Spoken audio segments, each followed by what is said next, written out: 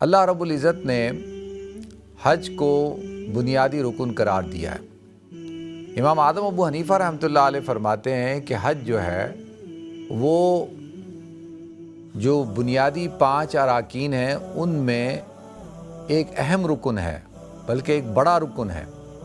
لیکن حج ایک ایسی عبادت ہے جس کے لیے آپ کو گھر بار چھوڑنا ہے، آپ کو سفر کرنا ہے۔ من استطاع الیہ سبیلا، اللہ تعالیٰ نے بھی اس کو شرط قرار دیا ہے کہ جو وہاں تک پہنچنے کی راستے کی استطاعت رکھتا ہو، سبیل کی۔ تو علماء کے بقول حج جو ہے وہ ایک جامع عبادت ہے، اور اس کا جو اجر اللہ تعالیٰ نے رکھا ہے، الحج المبرور لیس لہ جزاء الا الجنہ، کہ حج مبرور جس کی جزا صرف اور صرف جنت ہے۔ یعنی وہ جگہ جہاں پر چکر لگائے جاتے ہیں، طواف کہتے ہیں چکر لگانے کو۔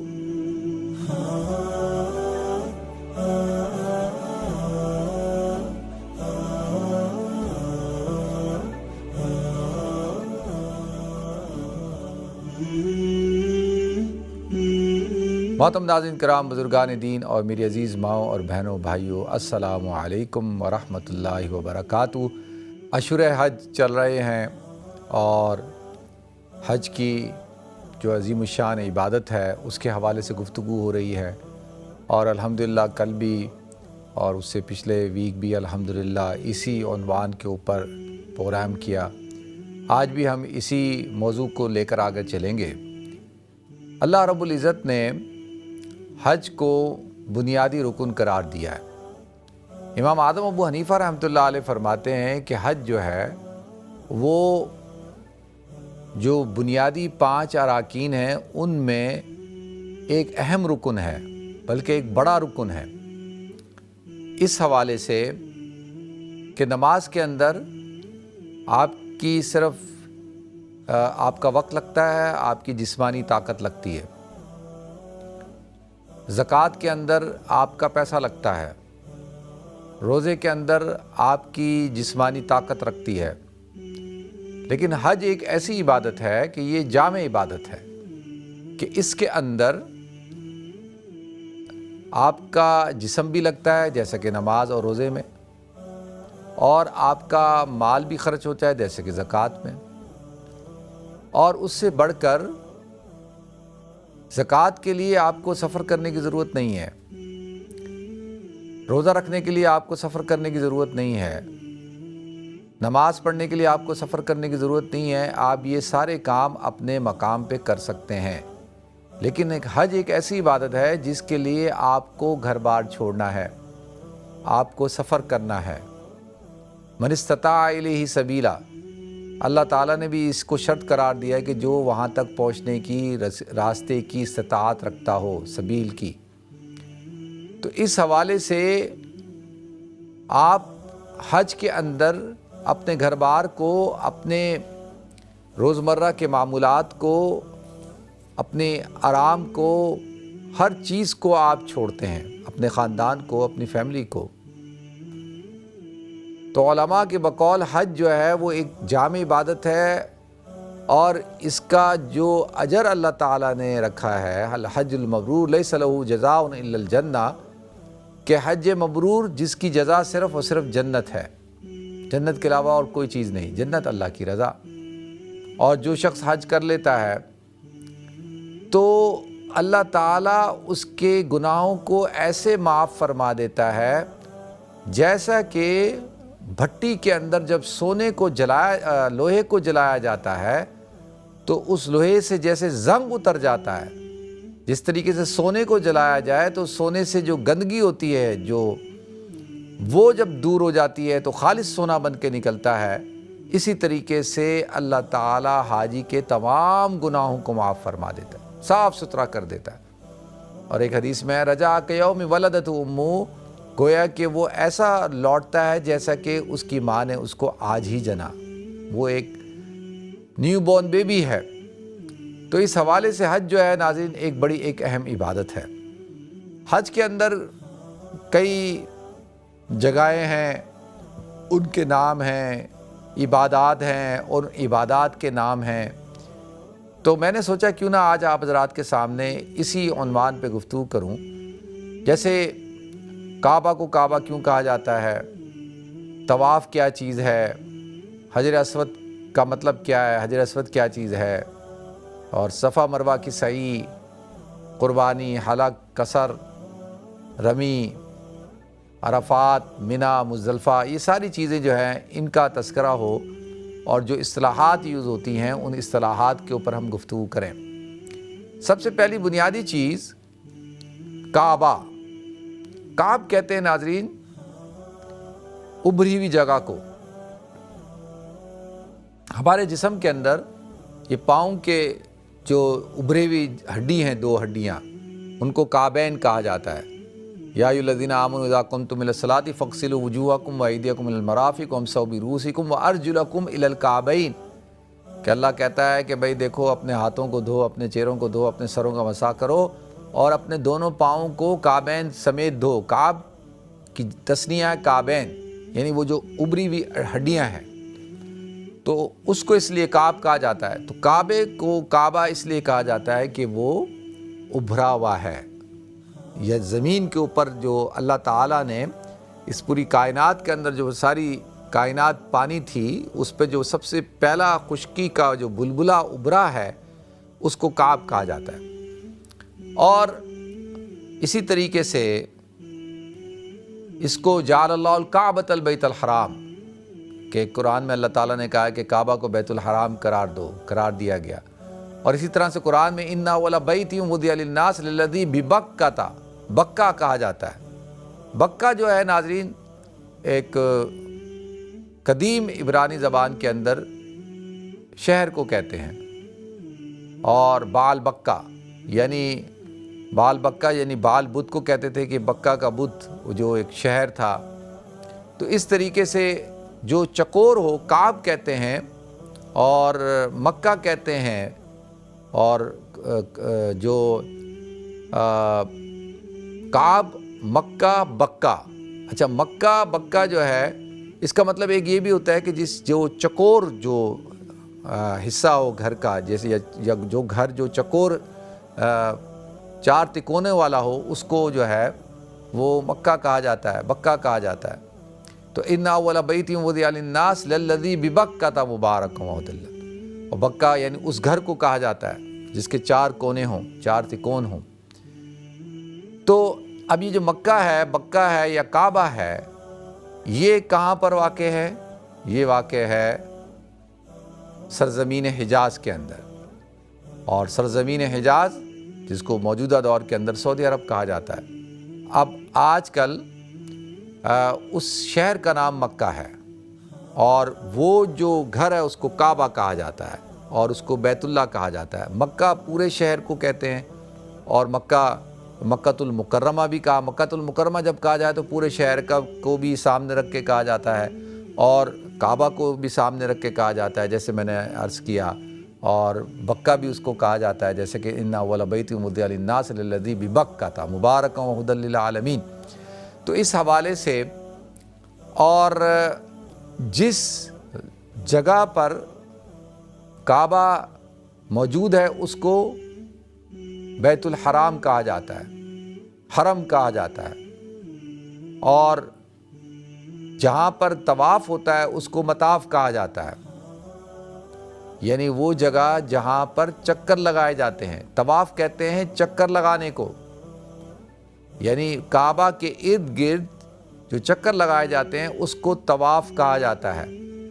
اور طواف کے 7 شوط ہوتے ہیں، 7 چکر ہوتے ہیں۔ ایک طواف، مکمل طواف ہوتا ہے 7 چکروں کا۔ تو طواف کس کو کہتے ہیں؟ طواف کہتے ہیں چکر لگانے کو، اور کسی گھر کے ارد گرد چکر لگانا اس کو کہتے ہیں طواف۔ جس جگہ طواف کیا جاتا ہے اس کو مطاف کہا جاتا ہے، اور اس کے اندر 7 چکر ہوتے ہیں، جس کو 7 اشواط شوط کہتے ہیں۔ ایک چکر کو 7 کہتے ہیں، 7 اشواط، 7 چکر۔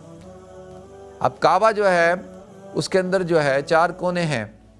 جو سب سے اہم کونا ہے اس کو رکن شامی کہا جاتا ہے، جہاں پہ حجر اسود ہے، اور اس سے پہلے والا جو کونا ہے اس کو رکن یمانی کہا جاتا ہے، پھر اس کو ایک رکن کو رکن عراقی کہا جاتا ہے، اور ایک رکن کو رکن یمانی کہا جاتا ہے، اور رکن یمانی، رکن شامی، رکن عراقی اور حجر اسود۔ تو اور یہ تو 4 کونے ہو گئے۔ اسی حوالے سے جو مین جو ایک کونا ہے جہاں پہ حجر اسود جو ہے وہ نصب ہے۔ حجر اسود کس کو کہتے ہیں؟ حجر کہتے ہیں پتھر کو، اسود کہتے ہیں سیاہ کو، لیکن یہ جو ہے اس کا نام پڑا حجر اسود۔ حضور اکرم صلی اللہ علیہ وسلم ارشاد فرمایا کہ جب جنت سے اس کو لایا گیا اس پتھر کو، تو یہ جو تھا وہ چاندی کی طرح چمکدار اور دودھ سے زیادہ سفید اور بیضوی کہتے ہیں، یعنی جو ایک فاختہ یا کبوتر کا جو انڈا ہوتا ہے نا، اس حالت کے اندر چھوٹا سا۔ یہ پھر وہ جنگ ہوئی تھی جب حضرت عبداللہ بن زبیر رضی اللہ تعالیٰ عنہ اور وہ حجاج بن یوسف، تو اس میں جب بیت اللہ کو نقصان پہنچا تھا تو حجر اسود بھی جو ہے وہ 3 ٹکڑوں میں تقسیم ہو گیا، تو لہذا پھر اس طرح سے جوڑ کر حضرت عبداللہ بن زبیر نے اور پھر بعد میں ہارون رشید نے جو ہے وہ اس کو چاندی کے جو ایک خول بنا کے اور اس کے اندر اس کو جڑ دیا تھا۔ تو حضور نے فرمایا کہ یہ حجر اسود جنت سے جب آیا تھا تو یہ یعنی تمہارے گناہوں کی وجہ سے یہ جو ہے وہ سیاہ ہو گیا۔ تو حجر اسود کے حوالے سے میں پھر تھوڑا سا تفصیل سے گفتگو کر لوں گا۔ تو اب حجر اسود جو ہے وہ جہاں سے طواف کی ابتدا ہوتی ہے اور طواف کی انتہا ہوتی ہے، ٹھیک ہے، یہ پھر اس کے ساتھ حجر اسود کے ساتھ جو ہے ملتزم ہے بیت اللہ کے دروازے اور حجر اسود کے درمیان کی جو جگہ ہے اس کو ملتزم کہا جاتا ہے۔ اور ملتزم کیا ہے؟ یعنی التزام، چمٹنے کی جگہ ملتزم کہتے ہیں جس سے چمٹا جائے۔ پھر حجر اسود کا دروازہ ہے، پھر آپ آگے چلے جائیں تو حتیم ہے، اور حتیم بیت اللہ کا ہی حصہ تھا، لیکن جب تعمیر ہوئی اور جگہ پیسہ ختم ہو جانے کی وجہ سے جو ہے وہ بیت اللہ کے اندر نہیں رہ سکا، اور حضور نے فرمایا کہ یہ بھی اس میں بھی کوئی خیر ہوگی۔ اور حضرت عائشہ صدیقہ رضی اللہ تعالیٰ عنہ نے پوچھا یا رسول اللہ میرا دل چاہتا ہے کہ میں بیت اللہ کے اندر نماز پڑھوں، تو حضور نے فرمایا حتیم کے اندر پڑھ لو، یہ ایسی ہے گویا کہ تم نے بیت اللہ کے اندر نماز پڑھی۔ تو اب ناظرین پھر اس کے اوپر جو بیت اللہ کا دروازہ، اس کے اوپر مداب رحمت ہے، جدھر سے جب بارش ہوتی ہے تو پانی جو پرنالہ جس کو کہا جاتا ہے، جس کو مداب رحمت کہا جاتا ہے، تو لہذا اور پھر بیت اللہ کے اوپر جو ہے وہ غلاف کعبہ ہے، غلاف کعبہ چڑھایا جاتا ہے۔ تو یہ اس کو کہتے ہیں بیت اللہ یا کعبہ، اور مکہ جیسے پورے شہر کو بھی کہا جاتا ہے اور اس کو بھی کہا جاتا ہے۔ پھر آ جاتے ہیں ناظرین طواف میں نے کہا کہ چکر لگانے کو، اور ایک طواف کے مکمل طواف کیا ہوتا ہے؟ جب اس کے آپ 7 چکر لگاتے ہیں تو وہ طواف مکمل کہلایا جاتا ہے، اور بیت اللہ کے 7 چکر لگائے جاتے ہیں۔ اچھا، اب یہ 7 چکر کیوں لگائے جاتے ہیں؟ یعنی کیا وجہ ہے 7 چکر لگانے کی؟ تو دیکھیں علماء نے اس کے مختلف جواب دیے ہیں، لیکن اکثر علماء کی رائے یہ ہے کہ جو 7 کا جو عدد ہے، یہ عدد کے اندر جو ہے وہ ایک خاص تاثیر پائی جاتی ہے۔ ویسے تو جو طاق عدد ہوتا ہے، وہ طاق عدد جو تقسیم نہ ہو سکے، اس کے اندر کیا ہے؟ اس کے اندر وحدانیت ہوتی ہے، اور جفت ہوتا ہے وہ تقسیم ہو جاتا ہے۔ تو اللہ تعالیٰ کیونکہ طاق ہے، یعنی اللہ واحد ہے جو تقسیم نہیں ہو سکتا، تو اس اعتبار سے جو طاق عدد جو ہے محبوب عدد ہے۔ لیکن یہاں پر جو 7 چکر ہیں اس کی بنیاد اس وجہ سے کہی گئی کہ اللہ تعالیٰ نے 7 آسمان بنائے اور 7 زمین بنائیں، اسی طریقے سے جو ہے ہفتے کے 7 دن ہوتے ہیں، اور اسی طریقے سے جو ہے وہ 7 بر اعظم ہیں۔ تو 7 کے عدد کے اندر جو ہے وہ ایک خاص قسم کی ایک تاثیر پائی جاتی ہے، ایک محبوبیت پائی جاتی ہے، یا اس کے اندر کوئی اثر ہوگا، اور اسی وجہ سے وہ جو صفا و مروہ کی جو سعی ہے وہ بھی 7 چکر ہیں، اور اسی طرح کنکریاں مارنا بھی جو ہے وہ 7 دفعہ کنکری مارنی ہے۔ تو اس لیے اس کے جو اور قرآن کی منازل بھی 7 ہیں، اس لیے جو بیت اللہ کا جو طواف ہے اس کے 7 چکر رکھے گئے۔ اچھا، اب یہ چکر جو لگائے جاتے ہیں، چکر کیوں لگائے جاتے ہیں؟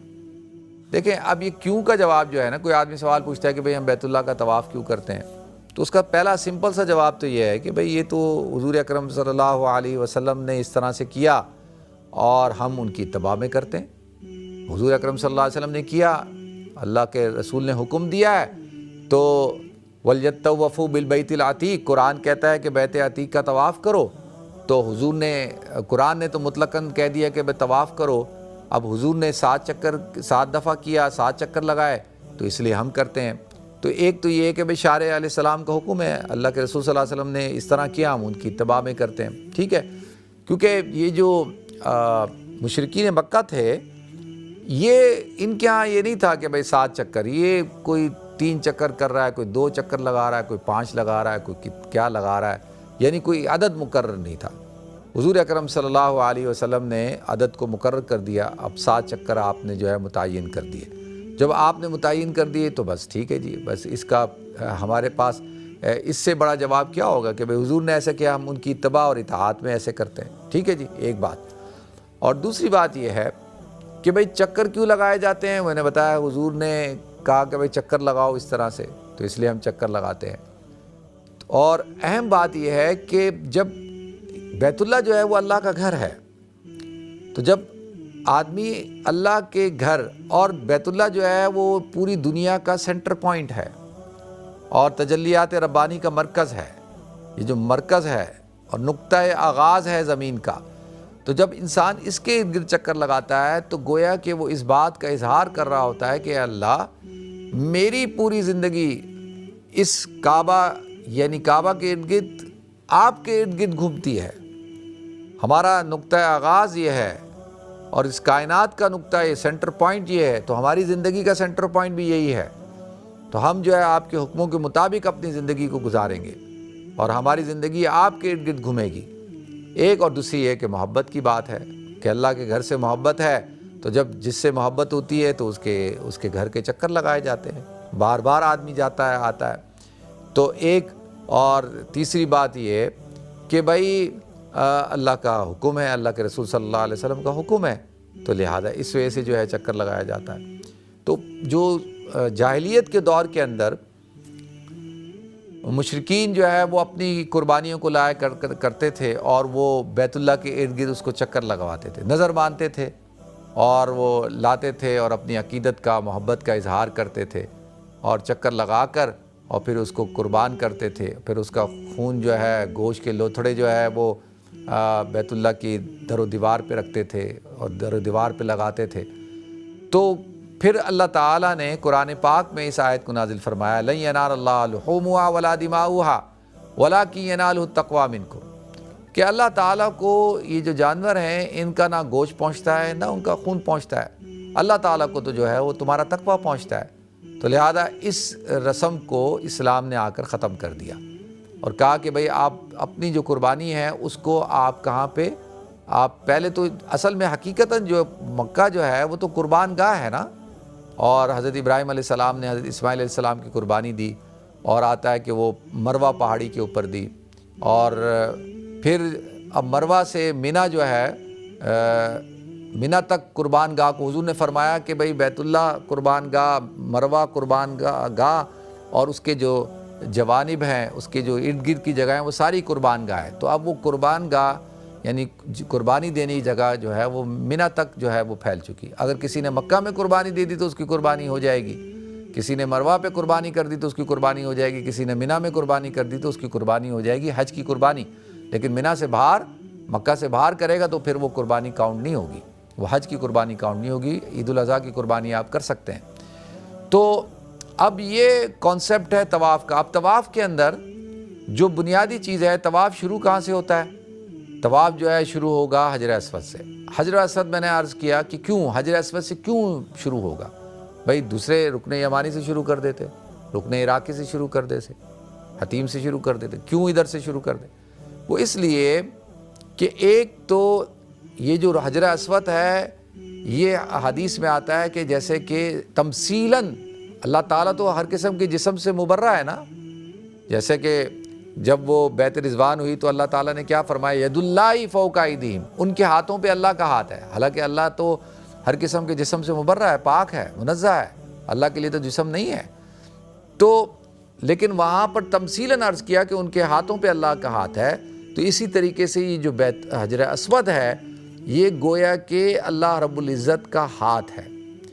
اب کیا ہے کہ جب اللہ کا ہاتھ ہے تو ہم کیا کرتے ہیں کہ عربوں کے ہاں بھی دستور تھا اور ہمارے ہاں بھی دستور ہے، جب معاہدہ ہو جاتا ہے یا کسی قسم کا آپ عقد کرتے ہیں تو ایک دوسرے کے ساتھ ہاتھ ملاتے، کہتے ہیں ڈیل ڈن ہو گئی بھائی، میں نے معاہدہ کر لیا، ہاتھ ملاؤ۔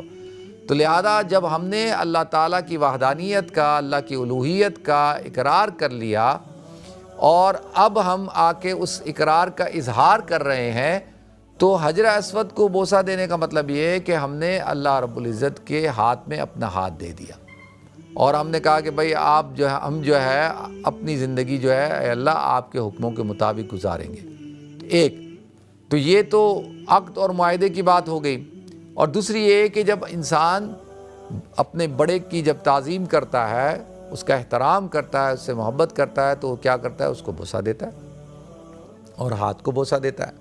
تو گویا کہ ایسا ہے جیسا کہ آپ تمثیلاً اللہ کے ہاتھ کو بوسہ دے رہے ہیں۔ اور اب یہ طواف کا نقطۂ ابتدا ہے، یہاں سے طواف شروع ہوگا، عقیدت، محبت، وفا، عہد کا اظہار کر کے اب طواف آپ شروع کر رہے ہیں حجر اسود سے، اور ختم بھی کہاں پہ ہوگا، حجر اسود پہ ہوگا۔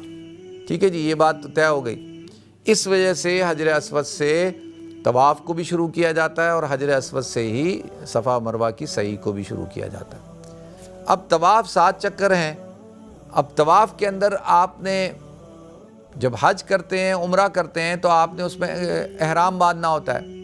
تو اچھا، احرام کیا ہے؟ احرام نیت کا نام ہے، اس لباس کا نام نہیں ہے۔ لباس تو 2 چادریں ہیں، اور وہ 2 چادروں کا استعمال کیوں کیا جاتا ہے؟ دیکھیں 2 وجوہات ہیں۔ ایک تو وجہ سمپل سی ہے کہ لباس جو ہے وہ انسان کی فخر کو، اس کی شان کو بیان کرتا ہے۔ لباس کے ذریعے سے انسان اپنا پراؤڈنس فیل کرتا ہے، تکبر، اور اپنا آپ بتاتا ہے کہ جی میں دیکھو کتنا بڑا آدمی ہوں۔ اور لباس شاہانہ ہوگا، فاخرانہ ہوگا تو اور زیادہ جو ہے لباس کے ذریعے سے انسان اپنا اسٹیٹس بھی بیان کرتا ہے نا۔